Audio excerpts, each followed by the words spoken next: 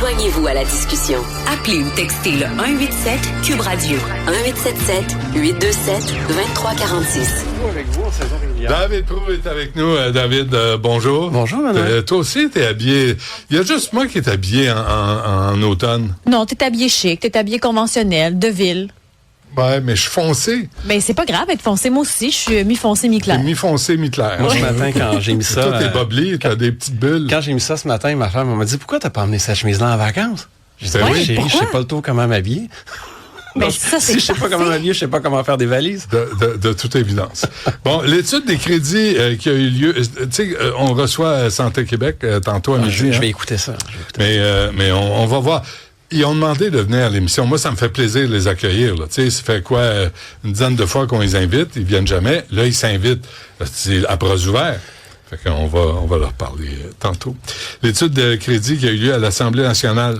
Ben, écoute, je crois qu'on gagne des auditeurs au ministère de la cybersécurité. Ah oui? Ben, écoute, en septembre dernier, octobre dernier, au début de la saison, j'avais l'air d'un conspirationniste parce que je disais le Cloud Act puis le Patriot Act, la loi 25, elle sert à rien. Donald Trump peut écouter tout ce qu'on dit, accède aux bases de données. Puis là, les gens autour de moi disaient, ouais, David, t'as l'air de connaître ça, mais t'es toute seule à dire ça. Ben, à l'étude des crédits, le sous-ministre Le Bouillonnec a dit mot pour mot ce que je répète à peu près aux 2 mois. De dire que le Patriot Act et le Cloud Act, même si le serveur est au Québec, même s'il y a la loi 25, ben que ça protège pas nos données. Donc, ça veut dire que M. Le Bouillonnec est devenu conspirationniste lui aussi? Ben, tu connais ma définition préférée. Les conspirationnistes, c'est ceux qui ont raison 6 mois avant tout le monde. Donc, c'est ma définition préférée. Attends. Attention. Ça dépend du monde. Ouais, ça dépend du monde, certain. Non, mais je reviens donc. Celle-là, répète-la pas. OK, c'est elle bon, est pas bien bonne. C'est Parce bon. qu'il y a une gang de coin-coin là-dedans. Non, là. mais comme j'ai déjà dit, c'est un spectrum.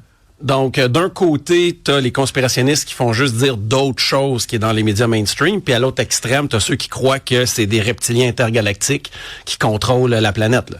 Puis comme je t'ai déjà dit, je ne Comment on crois les pas. distingue? Ben, Je ne Benoît, sais pas. c'en est Je- un. Je sais pas. Dans l'avion, j'ai écouté un film très drôle. Parenthèse trop longue. Je sais pas pourquoi j'ai commencé, mais je vais la faire vite. C'est 2 conspirationnistes qui kidnappent une jeune présidente d'entreprise Oui. parce qu'ils sont sûrs qu'elle est une reptilienne. Oui, je l'ai vu. Puis là, il y a torture. C'est Puis bon. à la fin, on le dira pas. On peut pas Non, brûler le dis-le punch. pas. C'est avec Émilie Blunt, ça? Ou, pense que oui, c'est je ça, pense hein? que C'est dur à oublier. C'est vrai. Donc- Émilie Blunt? Ben oui. Ah oui. Oui, Ben je suis oui. d'accord.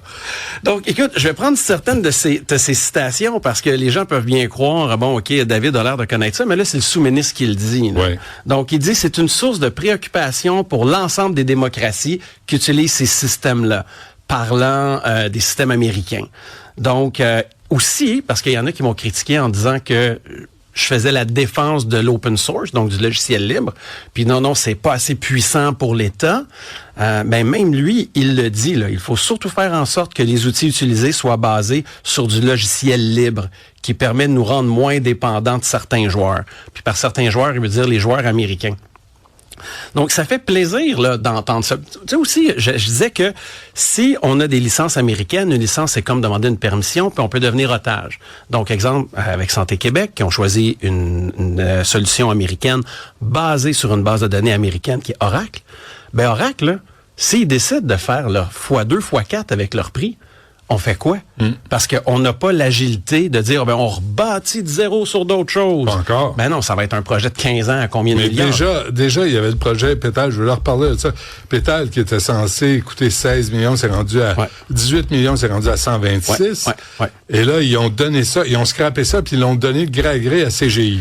Ouais. CGI va faire la même sacramouille d'affaires, mais on ne sait pas pour combien. Mais là, ce matin, on apprend que Pétale va peut-être poursuivre à cause de ça. Là. Ah oui? Ouais, supposément avec Pas des grave, droits. c'est nous qui allons payer. Ben exactement. C'est pas exactement. grave. Mais la vraie Mais question... l'argent tombe un peu du ciel à Santé Québec. Ben l'argent tombe du ciel. En fait, l'argent fait que ton steak coûte... L'argent qui tombe du ciel, en fait, c'est ton steak qui coûte plus cher. Parce que la dette qu'ils émettent, ça l'ajoute de l'argent dans le système, ça crée de l'inflation, la nourriture, le logement, tout coûte plus cher. Ça, personne peut se battre comme ça. Une autre chose, donc, je parlais de la dépendance, puis qui peuvent bouger les prix. Puis là, non, mais David, t'exagères, voyons, les compagnies feraient pas ça. Ben, le Bouillonnec a cité l'exemple de Broadcom, qui a augmenté leur coût de leur licence de 300 à 400 %. Donc, ce que je parlais qui pouvait arriver, c'était pas des scénarios ridicules, là, des edge cases où c'est arrivé, on a dû payer de 300 à 400 plus cher pour des licences. Donc là, une des questions à Santé Québec, c'est est-ce que vous pouvez nous garantir que la nouvelle solution qui remplace Pétale va être sur des bases de données libres ou ça va être des bases de données américaines? Parce que demain matin, ils décident d'augmenter les prix, on est fait. Puis le Bouillonnec dit la même chose. Une autre chose.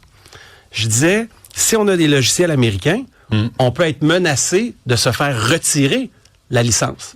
Puis là, si tu n'as plus la permission, tu fais quoi? Ben, David, t'exagères. Ben, le Bouillonnec a parlé de la peur du kill switch. Donc, est-ce que le gouvernement américain peut faire en sorte que des systèmes critiques, comme nos systèmes de bureautique, puissent être arrêtés? Cette préoccupation-là, elle est réelle. Citation de Stéphane Le Bouillonnec.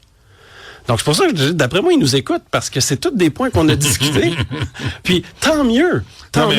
Mais si t'as provoqué une réflexion aussi, tu sais, au moins ça a donné ça. Là. Ben, parce qu'en avril, Bélanger, il sortait en disant non, nos données sont correctes, on a une entente verbale, il n'y a pas de souci. Puis, non, tes données sont pas correctes. Là. C'est dans une base de données américaine. Donc, t'as pas de droit, il faut que tu demandes la permission, puis tout peut arriver avec les coûts. Puis là, on l'entend puis il n'y a rien qui nous appartient, puis on est dépendant de leurs décisions. Et pas juste lui qui écoute, parce que les auditeurs sont curieux du film dont tu as parlé, Bugonia. C'est pas Emma Stone, c'est pas Emily Blunt, c'est Emma Stone qui jouait aussi. On a eu plusieurs messages. Puis Bugonia, c'est disponible sur Prime. Tout le monde veut l'écouter. Bon. Ah oui? Parfait. Fait que tu vois qu'il est influenceur culturel aussi. Mais c'est un petit film freak, weird, bizarre. Tu sais, vraiment. Moi, Emma Stone et Emily Blunt, j'ai de la misère à les distinguer. Ben, ça commence par, tu sais, les noms, c'est écrit. Ouais, puis c'est deux actrices que j'aime aussi, là. Oui. N'importe lequel des deux me choisirait, je serais correct. C'est correct, puis écoute l'émission en plus. Fait que les deux sont flattés. On le sait, avec une traduction libre. Oui. Ouais. Mais c'est comme ça qu'on apprend la langue en écoutant. C'est vrai? Oui. OK.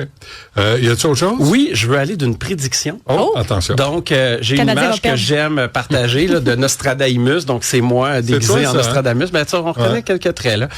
Je devrais acheter des lunettes rouges. C'est comme ça que tu étais habillé en vacances? Exactement. T'as tout compris. Ton look albanien. Je vais d'une prédiction. ChatGPT 5.6 lancé cette semaine ou la semaine prochaine. Et? Parce que ça s'en vient. Ben, mais tu comprends que t'es dans ton monde, toi? ChatGPT 5.6, moi, ça me dit rien. OK, un nouveau modèle qui va être encore meilleur, qui va être plus vite, qui va programmer mieux. Je suis sans dessin, mais pas à ce point-là. Mais de comprendre ce que ça signifie pour l'évolution de l'intelligence artificielle, je peux pas te le dire. Mais, OK, mais je vais te le vulgariser autrement. Avant, il y avait une règle qui était la règle de Moore's Law, que les capacités informatiques doublaient aux 7 ans. Ouais. Là, maintenant, elles doublent aux 9 mois. Donc, cette accélération-là qu'on vit, on la voit, là, même les ordinateurs, tu sais, petite nouvelle qui n'était pas prévue aujourd'hui, NVIDIA a lancé une nouvelle catégorie de laptops qui vont être capables de faire des calculs d'intelligence artificielle. Donc, ça aussi, ça compte pour l'accélération. Moyennant la somme de 100 000? Ça va coûter cher. Ça va coûter cher. Ça va coûter cher. Mais l'idée, c'est comme si tu avais un autre cerveau dans ton ordi capable d'effectuer des tâches. Mais tout cet argent-là, est-ce que ça vaut la peine? Qu'est-ce qu'on a en retour? À part d'accélérer l'accès à la désinformation puis à des théories de conspirationnistes. qui se révèlent vraies. Non, mais qu'est-ce que tu veux? Mais deux, trois trucs. Tu sais, on fait de l'immigration. Pourquoi? Parce qu'on a besoin de main-d'œuvre. Puis là, on a tellement besoin de main-d'œuvre qu'on fait venir des gens d'autres pays pour les faire travailler ici.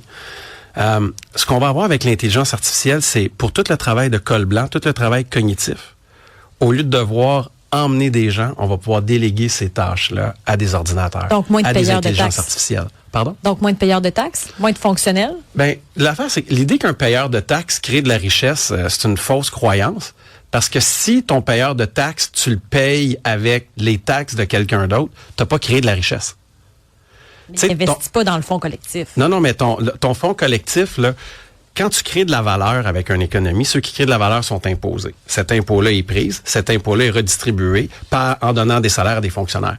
Mais plus de fonctionnaires créent pas plus d'économies, créent pas plus de contributeurs, parce que l'argent qu'ils reçoivent vient des taxes de quelqu'un d'autre ou du déficit commun.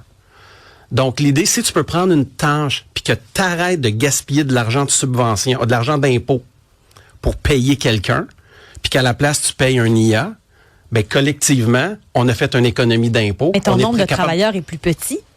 Mais c'est qu'en ce moment, on a un problème de travail, on n'en a pas assez, on les importe. Non, mais c'est parce qu'il a été décrié aussi, autant au fédéral qu'au provincial, c'est l'augmentation du nombre de fonctionnaires. Puis les fonctionnaires rendent un service, mais les services créent pas de la richesse. Écoute, au ministère là, de la cybersécurité puis du numérique, là, on a appris pendant l'étude des crédits, il y a 2000 fonctionnaires dans ce ministère-là. On leur a demandé combien de programmeurs sont partis à rire. Ils ont dit, on sait pas beaucoup. Donc, mais en même temps, un fonctionnaire va consommer, va acheter une maison, va acheter une voiture, va créer de la richesse là, créer des emplois indirectement. Ce que ton ordinateur, tes tokens et toutes tes sacramouilles de patente à gosse ne créeront jamais. Mais c'est que ton fonctionnaire, si tu le prends du public puis tu l'envoies au privé et où il y a l'obligation de créer un profit puis que ce profit-là est imposé, ça, c'est de la valeur.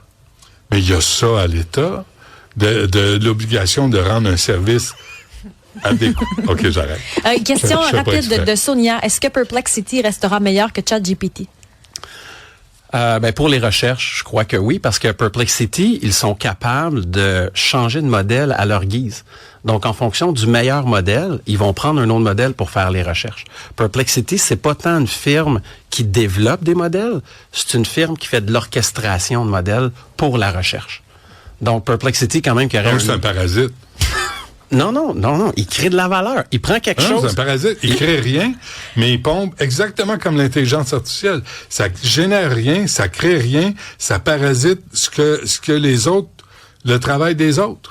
Moi, je me chicanerai pas avec. C'est la dernière fois qu'on se voit en personne, Benoît. OK, on se voit. Tu reviens pas d'ici vendredi? Non, personne. Non, c'est pour ça que j'ai mis ma belle chemise. Ça a été remarqué, la chemise. Oui, non, c'est bien. L'éclairage est parfait. Très belle chemise de bulles. Des bulles. Hein? Je sais pas ce que ça représente. C'est un beau bleu, là. C'est bon pour ton teint, je trouve. Ça te fait bien. Écoute, c'est une nouvelle émission vestimentaire. Bienvenue. Merci, David. Puis on se reparle demain. Bien sûr. Ça veut pas dire qu'on se parlera plus. On se parle demain. C'est juste en personne. D'accord, merci. Bien.